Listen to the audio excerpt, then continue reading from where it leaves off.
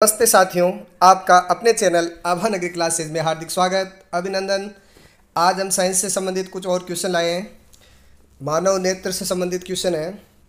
सबसे पहला क्वेश्चन, निम्नलिखित में से कौन सा भाग मानव नेत्र का नहीं है।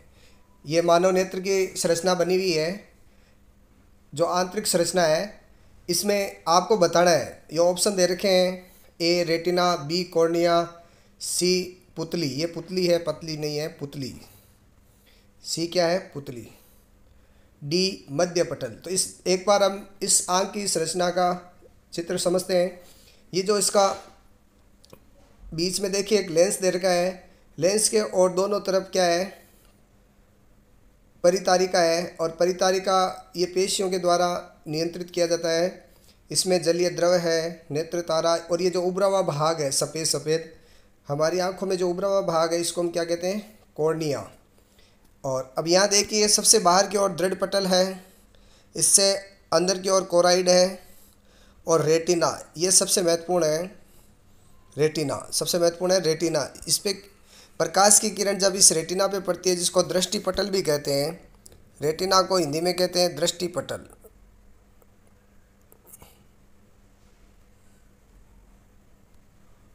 ये प्रकाश की किरण इस दृष्टि पटल पे रेटिना पे पड़ती है, तो हमें वस्तु का प्रतिबिंब दिखाई देता है, वस्तु दिखाई देती है। इसके नीचे पीत बिंदु है, और सबसे नीचे अंध बिंदु।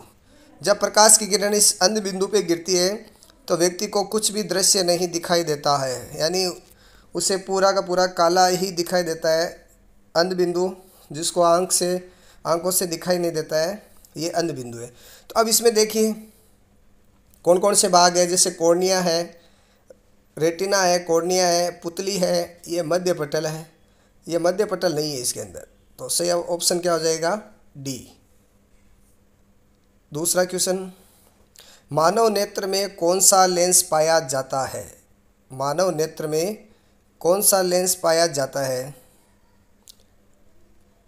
तो देखिए, ये जो बीच में लेंस दे रखा है, ये कौन सा है? ए अवतल, बी उत्तल, और सी दोनों, इनमें से कोई नहीं। तो हमारा सही आंसर इसमें क्या हो जाएगा? इसमें उत्तल लेंस पाया जाता है। कौन सा लेंस पाया जाता है?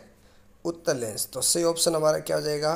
बी। ये हमें ध्यान रखना है, मानव नेत्र के अंदर ये लेंस है, ये कौन सा लेंस है? उत्तल लेंस है। तीसरा क्वेश्चन है, निम्न में से दृष्टि पटल किसे कहते हैं? किसे दृष्टि पटल कहते हैं? अभी बताया था। तो दृष्टि पटल देखिए, यहाँ इस नेत्र का आंतरिक चित्र है, इसको रेटिना को हम क्या कहते हैं? दृष्टि पटल। तो रेटिना किस ऑप्शन में है? बी ऑप्शन में है। तो अपना सही आंसर क्या आ जाएगा? B retina. चौथा क्वेश्चन, मानव नेत्र का कौन सा भाग नेत्रदान के रूप में दिया जाता है? मानव नेत्र का कौन सा भाग नेत्रदान के रूप में दिया जाता है? तो इसमें से कॉर्निया, रेटिना, परितारिका और श्वेत पटल। तो सही ऑप्शन अपने हो जाएगा ए।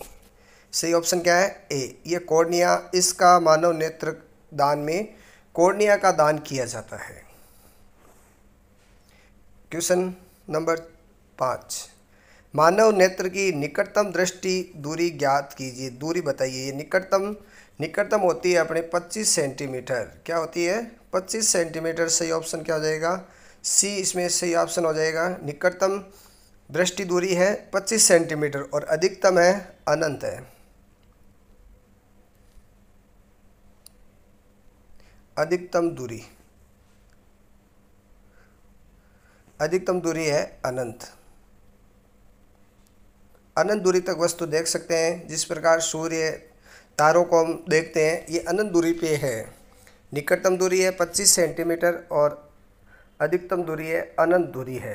छठा क्वेश्चन है, उल्लू दिन की बजाय रात में आसानी से देख सकता है, इसका क्या कारण है? तो हमें एक ये ध्यान रखना है, मानव के नेत्र के अंदर दो प्रकार की कोशिकाएं पाई जाती है। एक तो होती है शंकु कोशिका, एक होती है शलाकाएं। ये दो प्रकार की कोशिकाएं पाई जाती है। शंकु किस में पाई जाती है? जो दिन के अंदर देख सकते हैं, दिन के समय देख सकते हैं, उनमें शंकु कोशिकाएं पाई जाती है। दिन के समय देखने वाले जंतु। दिन के समय में प्रकाश क्या होता है? ज़्यादा होता है। दिन के समय में ज़्यादा प्रकाश होता है, तो कहने का मतलब है ज़्यादा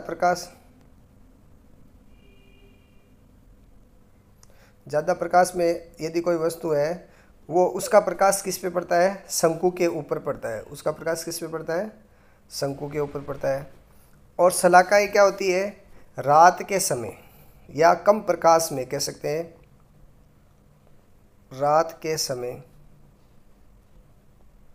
जो जंतु देखते हैं उनमें शलाकाएँ कोशिकाएँ पाई जाती है।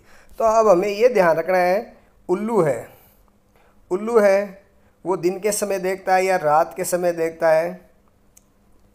तो हमें सभी को पता है उल्लू रात के समय देखता है, और इसमें दे भी रखा है उल्लू दिन की बजाय रात को अच्छी तरह से देख सकता है। तो रात के समय के लिए हमारे पास क्या है? शलाकाएँ कोशिकाएँ हैं। तो इसमें क्या कह सकते हैं? कम शंकु और अत्यधिक शलाकाएँ। तो ये इसका सही ऑप्शन ए हो जाएगा। और इसका कारण भी मैंने बता दिया। ये क्यों होगा? क्योंकि जो रात्रिकालीन जंतु होते हैं उनमें शलाकाएँ कोशिकाएँ अधिक पाई जाती है। 7वां प्रश्न है, नेत्र की पुतली को नियंत्रित किया जाता है। नेत्र की पुतली को नियंत्रित किया जाता है, तो किसके द्वारा नियंत्रित किया जाता है? परितारिका द्वारा। सही ऑप्शन क्या हो जाएगा? ए हो जाएगा, परितारिका द्वारा। अब ये कैसे है परितारिका? हमें पता है जो पुतली होती है ब्लैक कलर की, तो उसके चारों ओर परितारिका पाई जाती है जिसका रंग होता है। तो हम कह सकते हैं किस मानव नेत्र का जो रंग है वो परितारिका में स्थित होता है। परितारिका के द्वारा ही उस नेत्र के रंग का पहचान किया जा सकता है। ये अंदर पुतली है और इसके बाहर की ओर ये क्या है? परितारिका। परि मतलब चारों ओर, तारिका मतलब उस तारा के चारों ओर, पुतली के चारों ओर। तो सही ऑप्शन अपना क्या हो जाएगा? ए हो जाएगा। दर्पण। अब देखो अपने प्रकाश से संबंधित और क्वेश्चन है, ये नेत्र से संबंधित क्वेश्चन थे। अब अपने अपवर्तन से संबंधित नियम है, परावर्तन से संबंधित नियम है, उनके बारे में पढ़ रहे हैं। दर्पण के पृष्ठ पर 90 डिग्री का कोण पर काल्पनिक रेखा कहलाती है। ये देखो, ये दर्पण का पृष्ठ है।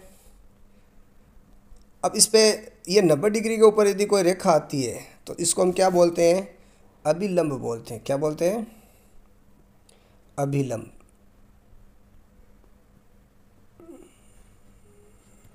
तो इसमें सही ऑप्शन क्या हो जाएगा अपना? सी हो जाएगा, अभिलंब।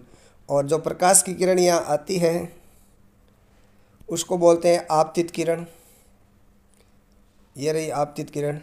और यहाँ से जो किरण जाती है, ये आने वाली आपतित, और यहाँ से जाने वाली किरण है, इसको आप क्या कहेंगे? परावर्तित किरण। यह है परावर्तित किरण। बीच वाला है अभिलंब। तो इस प्रकार अभिलंब, आपतित किरण और परावर्तित किरण। अब यहाँ एक चीज़ ये ध्यान रखना है, जो आपतित किरण और अभिलंब, इन दोनों के जो बीच का कोण है, इन दोनों के बीच का कोण ये वाला, इसको कोण आई बोलते हैं। और इसको जो वापस जाने वाला है इसको कोण आर बोलते हैं। तो ये दोनों ध्यान रखना। आपतित किरण और अभिलंब के बीच में कोण आर बनता है, और परावर्तित किरण है और अभिलंब है, इनके बीच में जो कोण बनता है उसको आर कहते हैं। और एक इनमें विशेषता क्या है कि कोण आई इज इक्वल टू कोण आर, यानी दोनों कोण क्या है? बराबर है। जितना मान कोण आई का है उतना का उतना मान कोण आर का है। कई बार ऐसा प्रश्न पूछ लेते हैं कि आपतित किरण और परावर्तित किरण के मध्य 90 डिग्री का कोण है। आपतित किरण और परावर्तित किरण के मध्य, यानी इन दोनों किरणों के मध्य 90 डिग्री का है, तो कोण आई बताइए। तो ये आधा कितना हो जाएगा? 45 डिग्री का हो जाएगा। ठीक है ना? टोटल 90 है तो 45 इधर हो जाएगा, 45 इधर हो जाएगा। दोनों हमेशा मान बराबर रहेंगे। 9वां क्वेश्चन, ये देखो आ गया प्रश्न हमारे। आपतित किरण और अभिलंब के मध्य, अभी बताया था ये दर्पण है, ये अभिलंब है। तो आपतित किरण ये आने वाली किरण है, इस अभिलंब के मध्य बनने वाला कोण कौन सा होता है? कोण आई। तो कोण आई किस ऑप्शन में है? अपने सी ऑप्शन में है। तो सही आंसर क्या हो जाएगा? कोण आई, और इस ये कोण आई किसके बराबर होगा, कोण आर के बराबर होगा। ये है परावर्तित किरण, परावर्तित किरण इसके बराबर होगा। ये आपतित किरण, ये परावर्तित। तो इसके कारण इसको क्या बोलते हैं, आपतन कोण और परावर्तन कोण। ये भी आपको इसमें ध्यान रखना है। अब 10वां क्वेश्चन है, ये देखो वापस आ गया अपने। ये परावर्तन का नियम है, आपतन कोण और परावर्तन कोण का मान होता है। तो आपतन को कोण आई और परावर्तन को कोण आर। ये देखो क्या है, दोनों के बीच में बराबर है। तो बराबर किस में है, सी ऑप्शन में है। तो सही आंसर अपने क्या हो जाएगा, सी, बराबर इसमें है। 11वां क्वेश्चन, इंद्रधनुष, इंद्रधनुष बनने की परिघटना को आप क्या कहते हैं। इंद्रधनुष में क्या होते हैं, प्रकाश है वो 7 रंगों में विभाजित हो जाता है, जिसको साइंस में क्या कहते हैं, वर्ण विक्षेपण। वर्ण विक्षेपण यानी अलग अलग रंगों का अलग अलग विक्षेपित हो जाना वर्ण विक्षेपण कहलाता है। तो वर्ण विक्षेपण किस ऑप्शन में है, अपने बी ऑप्शन में है। तो बी ऑप्शन सही है। एक क्या देखिए, विसरित परावर्तन और पार्श्व परावर्तन। पार्श्व परावर्तन में तो क्या होता है, दायां भाग बाईं ओर दिखाई देता है और बायां भाग दाईं ओर दिखाई देता है। तो दायां भाग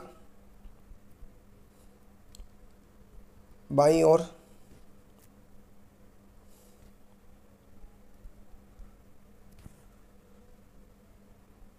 दायां भाग बाईं ओर दिखाई देता है और बायां भाग दाईं ओर।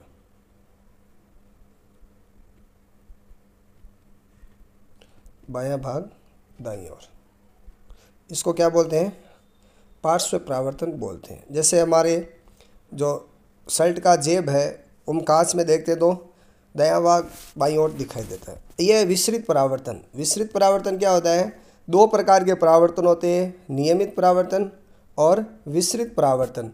तो नियमित और विसरित, जब समतल सतह पे प्रकाश की किरण आती है तो ये देखो समांतर किरणों के रूप में परावर्तित हो जाती है। तो ये है नियमित परावर्तन। ये क्या है, नियमित परावर्तन, इसको नियमित परावर्तन बोलते हैं।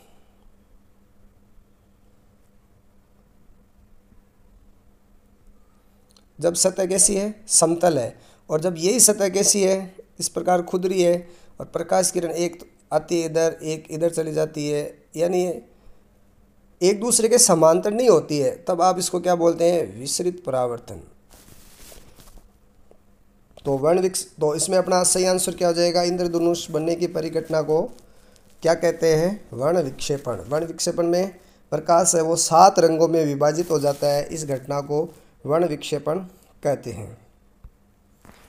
अब देखो ये महत्वपूर्ण क्वेश्चन है, दंत चिकित्सक मरीजों के दांतों को देखने के लिए किस दर्पण का उपयोग करता है। तो इसमें अब एक क्या ध्यान रखना है कि भाई दो दंत चिकित्सक है वो दांत की साइज छोटी देखना चाहता है या बड़ी देखना चाहता है।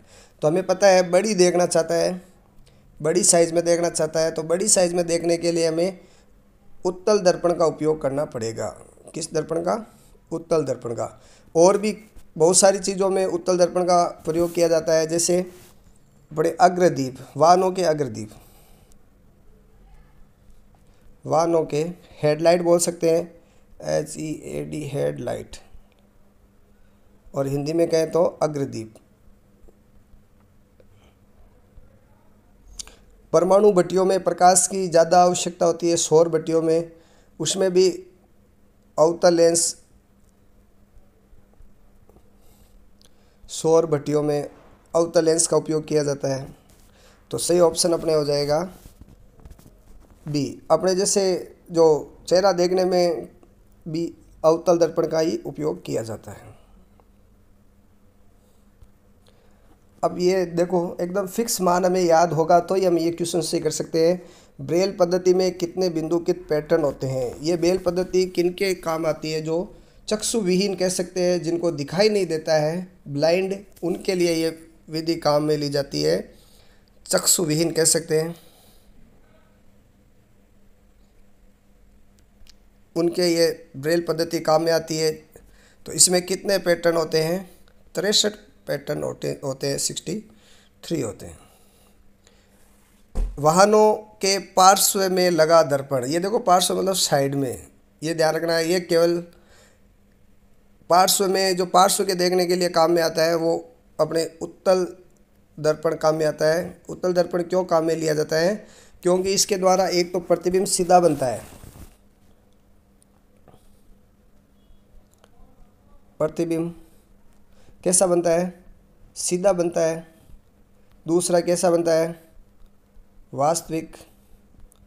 और तीसरा कैसा बनता है? वस्तु से छोटा, वस्तु से छोटा। तो इसमें क्या होता है, जब पीछे से हमारी गाड़ी आती है तो उस गाड़ी की पूरी आकृति दर्पण के अंदर दिखाई देती है, इसलिए उत्तल दर्पण का उपयोग किया जाता है। केवल इसी में ही उत्तल दर्पण का प्रयोग किया जाता है, बाकी अन्य किसी में भी आ जाए, दंत चिकित्सक है या गाड़ी की हेडलाइट है या जो नाई की दुकान का जो दर्पण है, उन सभी में अवतल दर्पण का उपयोग किया जाता है। केवल अपने पार्श्व जो साइड में देखने के लिए साइड ग्लास में उत्तल दर्पण का उपयोग किया जाता है। गोलीय दर्पण तो एक गोला होता है दर्पण, उसको काट के ही उत्तल और अवतल दर्पण बनाए जाते हैं। समतल दर्पण जो सामान्य हम घरों में काम में लेते हैं। 15वां क्वेश्चन है, ओजोन परत के लिए हानिकारक पदार्थ है। तो ओजोन परत, ओजोन दिवस अपने 16 सितंबर को मनाया जाता है। ओजोन दिवस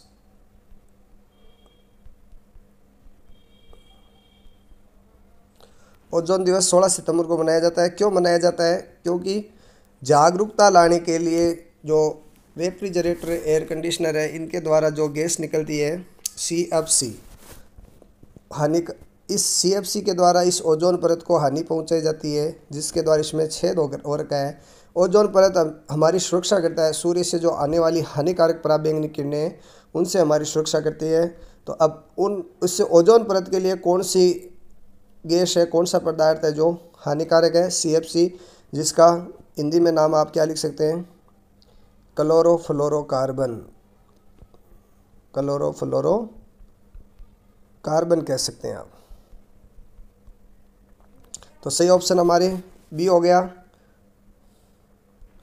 अगला क्वेश्चन है, संगमरमर का कैंसर का कारण है। यानी संगमरमर का कैंसर मतलब संगमरमर सफ़ेद कलर का होता है, लेकिन जब ये पीला होने लग जाता है, तो पीला मतलब ये किस वजह से होता है? अम्ल वर्षा के कारण होता है, इसीलिए अम्ल वर्षा को संगमरमर का कैंसर का कारक भी कह सकते हैं। सही ऑप्शन बी हो गया। नेक्स्ट क्वेश्चन है, धूम कोहरे में उपस्थित होते हैं। धूम कोहरे में उपस्थित होते हैं, तो सही ऑप्शन हो जाएगा नाइट्रोजन के ऑक्साइड, नाइट्रोजन के ऑक्साइड, नाइट्रोजन के सल्फाइड, नाइट्रोजन के हाइड्राइड और इनमें से कोई नहीं। तो सही ऑप्शन अपने नाइट्रोजन के ऑक्साइड है। तो इसे ध्यान रखना है। धूम कोहरा क्या होता है? जब कोहरे में धुएं की जैसी संरचना होती है, धुएं जैसा आवरण होता है, तो उसे धूम कोहरा कहते हैं। अगला क्वेश्चन है, निम्न में से कौन सी हरित गैस नहीं है? तो हरित गैस देखो कार्बन डाइऑक्साइड है, मेथेन है, सल्फर डाइऑक्साइड है, नाइट्रोजन नहीं है हरित गैस। तो सही आंसर अपने ए हो जाएगा। अगला क्वेश्चन है, रेफ्रिजरेटरों और अन्य प्रशीतकों में किस वायु प्रदूषक या वायु प्रदूषण का उपयोग किया जाता है? वायु प्रदूषक कह सकते हैं, का उपयोग किया जाता है। अभी बताया था क्लोरोफ्लोरोकार्बन, जिसको शॉर्ट में CFC कहते हैं। इसके द्वारा रेफ्रिजरेटरों में और एयर कंडीशनरों में जो प्रशीतक है, ठंड है, इसमें ये काम में लिया जाता है। ये ओजोन परत के लिए हानिकारक है, ये ध्यान रखना है। नेक्स्ट है, अंतिम क्वेश्चन है 20वां, निम्न में से किस विलयन में विद्युत धारा का प्रवाह नहीं होता? इसको नहीं है को ध्यान रखना है। विद्युत धारा का प्रवाह नहीं होता है, तो विद्युत धारा का प्रवाह नहीं होने का मतलब है वो कुचालक पदार्थ है। कॉपर सल्फेट में होता है, सिल्वर नाइट्रेट में होता है, अशुद्ध जल में नहीं होता है और नमक युक्त जल में होता है। सामान्य जल का सूत्र होता है H2O, अशुद्ध जल का सूत्र होता है D2O, ये ध्यान रखना है। और कॉपर सल्फेट का CuSO4 और सिल्वर नाइट्रेट AgNO3 फिर ये सिल्वर नाइट्रेट का सूत्र है। तो अपना ऑप्शन इसमें क्या हो जाएगा, सी ऑप्शन इसमें राइट हो जाएगा। अगला क्वेश्चन, अंतिम क्वेश्चन है, लोहे को जंग से बचाने के लिए किस धातु की परत चढ़ाई जाती है? तो अपना सही ऑप्शन इसमें एल्यूमिनियम, कॉपर, जिंक या सिल्वर। तो सही ऑप्शन हो जाएगा सी, जिंक। इसे क्या कहते हैं, यशद लेपन।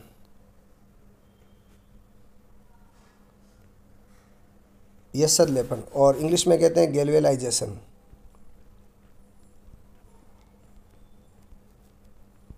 जो भी ऑप्शन इसमें दे रखा होता है वो हम इसमें से चयन करना है। यदि जिंक की तो परत चढ़ाई जाती है, इस क्रिया को क्या कहते हैं, यशद लेपन कहते हैं। और यशद लेपन नहीं दे रखा है तो उसे गैल्वेनाइजेशन भी कह सकते हैं। या दूसरा ऐसा भी क्वेश्चन पूछ सकते हैं, गैल्वेनाइजेशन में लोहे पर किस धातु की परत चढ़ाई जाती है?